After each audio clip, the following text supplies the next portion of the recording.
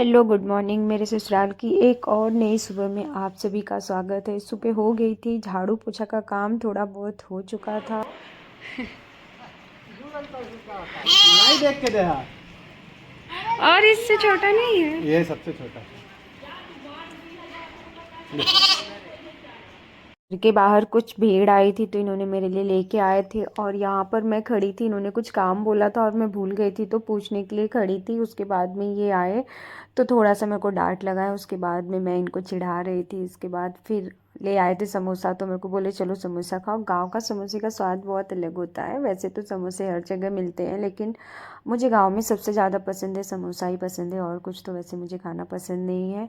उसके बाद जब मैं अपनी साड़ी को सेट करते करते ना लास्ट में मैं रो देती हूँ, क्योंकि मुझे पहनने नहीं आता है। और दूसरा, मैं पहन भी सकती हूँ पर किसी की हेल्प लगती है, और मैं इतना टाइम इतनी गर्मी में इसको सेट करने के बावजूद मैं थक जाती हूँ कि छोड़ो जाने दो।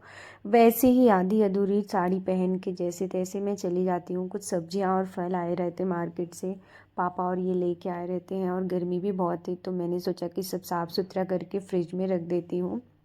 और गर्मी इस तरीके से थी, एक तो साड़ी पहनने की आदत नहीं है, दूसरा इतनी हैवी साड़ी, और तीसरा आप ढंग से पहने भी नहीं हो।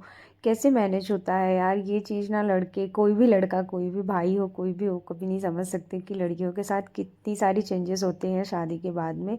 लड़कों के साथ भी होते हैं, पर लड़कियों के साथ जो जो चीज़ें होती हैं, जिस लेवल पे होती हैं ना, वो शायद एक लड़की ही समझ सकती है। तो ये सब काम ख़त्म करते करते मुझे थोड़ा सा वक्त लग गया, और मैं ऐसे पल्ला इधर संभाल रही थी, उधर संभाल रही थी। मुझे ही हंसी आ रही है कि यार मैं कैसे मैनेज करूँगी, मुझसे तो हो ही नहीं पा रहा है। तब फ्रिज में सब कुछ रख दिया, सेट कर दिया, थोड़ी सी साफ़ सफाई कर दिया। और घर में कोई ज़्यादा था नहीं, भाभी आज आने वाली थी, दोनों बच्चे भी नहीं थे, बाकी मम्मी पापा किरण और भैया ये लोग थे। पर थोड़ा सा मुझे बोर भी हो रहा था, और मैं जितना प्लान करके आई थी धीरे धीरे अब मुझे लग रहा है कि चीज़ें एक एक करके सब फेल होती जा रही हैं। तो मन थोड़ा सा उचट जाता है कि आप जैसा सोचते हो उसके बिल्कुल ही उल्टा जब चीज़ें होने लगती हैं, सब कुछ बिल्कुल उल्टा जाने लगता है। ये सब ख़त्म करते करते दोपहर हो गया था, तो मैं बरामदे में जाके ऐसे धूप देख रही थी, और एकदम शांत मौसम था, माहौल था, तो ऐसे मैं खुद को घूंघट में लेके कुछ तो देख रही थी बाहर आते जाते। फिर उसके बाद में मेरा मुंह बिल्कुल ही उतर गया है, क्योंकि आप किसी चीज़ के लिए कोशिश करते हो, और कोशिश करते करते जब आप एकदम थक जाते हो ना, रिज़ल्ट कुछ नहीं मिलता ना, तो फिर बहुत बुरा लगता है। और शादी के बाद में मेरे अंदर सबसे ज़्यादा बदलाव हुआ है, वो हुआ है कि मेरा नेचर, मैं बहुत जल्दी रो देती हूँ अब। पहले जबकि मैं कभी नहीं रोती थी। मेरा मुंह देख के समझ में भी आता रहेगा कि मेरा मुंह कैसे बन गया है। और मम्मी का कंघी कर रही थी, कुछ शाम का टाइम हो गया था, तो फिर ऐसे नॉर्मली होता है, कंघी कर दिया, पैर में रंग लगा दिया, या फिर दोपहर को थोड़ा मालिश वालिश कर दिया। तो यही सब चल रहा था। और भाभी को लेने ये और एक जो सुजीत भी आए हैं वो लोग जा रहे थे लेने के लिए, और मैं खुद पे तरस खा रही हूँ कि यार क्या से क्या होते जा रहा है, चीज़ें कैसी होते जा रही हैं। फिर पूरा दिन गुजरने के बाद में शाम को किरण ने मेरे को साड़ी पहना दिया, तो मुझे बहुत खुशी हुई, पर मेरा मुंह अभी भी उतरा हुआ है। तो शाम को आ गई थी भाभी, बाबू को मम्मी ली हैं, और कुछ तो बाहर से आते हैं लोग या बच्चे तो ऐसे पानी वानी डालते हैं। उसके बाद में भाभी आई, और भाभी को तो 10 साल हो गया शादी को, पर मुझे पता नहीं 10 साल बाद मैं कैसी रहूँगी। पर मेरा वो घर मुझे बहुत याद आता है जहाँ मेरा बचपन बीता है, बहुत ज़्यादा मुझे बहुत लगाव है। फिर मैंने पैर छुआ भाभी का, भाभी मम्मी का पैर छुई, भैया उधर बच्चे के साथ मस्ती कर रहे हैं। फिर ये वाली शाम तो ऐसे गुजर जाती है। भाभी को आने में भी रात हो गई थी, पर पता नहीं, मम्मी पापा का घर या माँ बाप को छोड़ के आना, भले आप 2 दिन के लिए जाओ या 10 दिन के लिए, कितना मुश्किल होता है। और मेरे ससुराल में मेरे को सबसे खास बात ये लगती है कि हमारे छत से ट्रेन दिखती है, ट्रेन का पटरी दिखता है, ऐसे ट्रेन जाती रहती है। अब अगली बार अगर मैं ससुराल जाऊँगी, छत पे अकेले बैठ के ये ट्रेन देखूँगी, मुझे वो शांति में उसकी आवाज़, उसका हॉर्न फील करना बहुत अच्छा लगता है। फिर हो गई थी ये दूसरी सुबह, आज मंगलवार है और मुझे बनाना था हलवा, और कोई था नहीं बताने के लिए कितना लेना है, कैसे बनाना है, क्या करना है। तो बस मैंने सूजी ही उठाया और जितना समझ में आया मैंने बना दिया। उसके बाद में फिर मैंने साड़ी चेंज किया, क्योंकि आज बड़े पप्पा के यहाँ कुछ देवी माँ को निशान वगैरह चढ़ाना था, कुछ तो पूजा था, तो वहाँ जाना था। तो कलर लगाया, मैंने लगाया, इन्होंने लगाया। ये कुछ पूजा हो रहा है, क्योंकि गांव में जो चौरा माई होती हैं, हमारे यहाँ पे तो नहीं है, पर हर गांव में जो चौरा माई होती पहले उनको चढ़ाया जाता है। कोई भी शुभ काम करते हैं पहले उनके पास जाते हैं, फिर आप जहाँ का मन्नत है वहाँ जाओगे। तो ये लोग सब टीका वगैरह लगा रहे हैं, जो भी ये रस्म करवाती हैं। उसके बाद में ये चीज़ें मैं कह सकती हूँ मैं ये भी पहली बार देख रही हूँ, मैंने अब तक ये सब नहीं देखा। मेरे घर पे भी मन्नत है लेकिन अभी तक हुआ नहीं है तो मैंने देखा नहीं है। और मेरे ससुराल का गांव मुझे बिल्कुल टिपिकल गांव जैसा गांव लगता है, तो एक चीज़ अच्छी लगती है क्योंकि मेरा घर जहाँ है वहाँ अड़ोस पड़ोस में कुछ है नहीं। और गांव में जो भी चीज़ें होती हैं हम लोग कभी गए नहीं हैं, तो लोग, रहन सहन, कपड़े, ये सब हर एक चीज़ यहाँ पे मुझे बिल्कुल गांव जैसा लगता है। तो मेरे लिए ये सब चीज़ें नया है, पहला पहला एक्सपीरियंस है मेरे लिए। कुछ लोगों को शायद ये चीज़ें नहीं अच्छी लगती होगी मेरी, पर ये मेरे लिए सबसे पहली चीज़ है, पहला चीज़ हो रहा है मेरे साथ।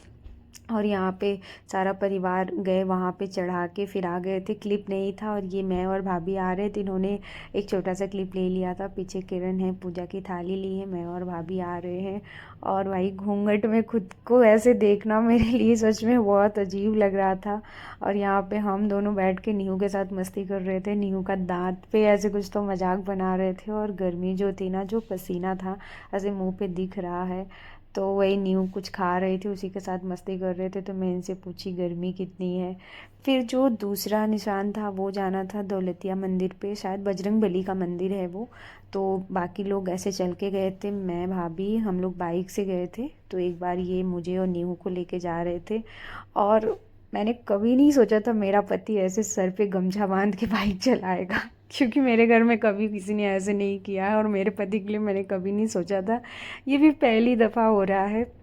और जो पैदल जा रहे थे वो लोग आधे रास्ते में ही थे, हम लोग तब तक पहुंच गए थे मंदिर पे। और इतना हवा चल रहा था, इतनी धूप थी, और बात करते करते ऐसे मेरा पल्ला भी उड़ जाता है। और ये मेरा एकदम देसी पति, सच में यार ये चीज़ें तो मतलब लाइफ लॉन्ग याद रखने वाली चीज़ है। फिर हम लोग पहुंच गए थे मंदिर, वहाँ पे कुछ लोग घर के बैठे हुए थे जिनको मैं शायद पहली बार देखी थी, एक जन को पहचानती थी। तो मैं और न्यू जाके बैठ गए थे। और मंदिर जो होती है गांव पे, वहाँ पे मेला लगता है, मेरे यहाँ पे भी हर मंगलवार को लगता है। लेकिन जो खाने पीने की चीज़ें होती हैं ऐसी अच्छी चीज़ें नहीं होती हैं, मेरे हिसाब से तो नहीं खाना चाहिए और मुझे तो बिल्कुल पसंद नहीं। और ये वही चाउमीन है जो मैं नहीं खाई थी, कुछ लोग नाराज़ हो गए थे। आप बताओ कि ऐसी चीज़ें लोग कैसे खा सकते हो, और आप खाओगे तो आपको पचना भी चाहिए, हर किसी को पचता भी नहीं है। और मैं वैसे भी ये सब खाने की चीज़ें फ़ास्ट फूड खाती नहीं हूँ, और इन औरतों के बीच में मैं भी बैठी हूँ, मुझे खुद यकीन नहीं हो रहा है कि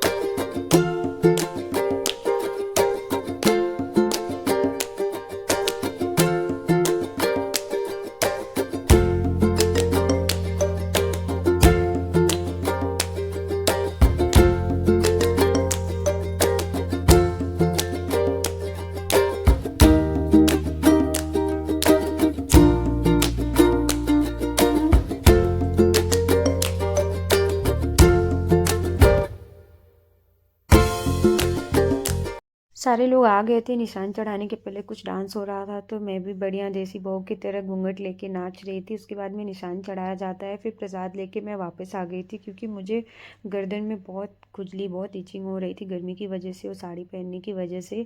और मतलब उतना गर्मी बर्दाश्त नहीं हो रहा था। अब अचानक से एकदम अलग मौसम में गए हो और ये निशान चढ़ाने के बाद में घर पे आ गए थे।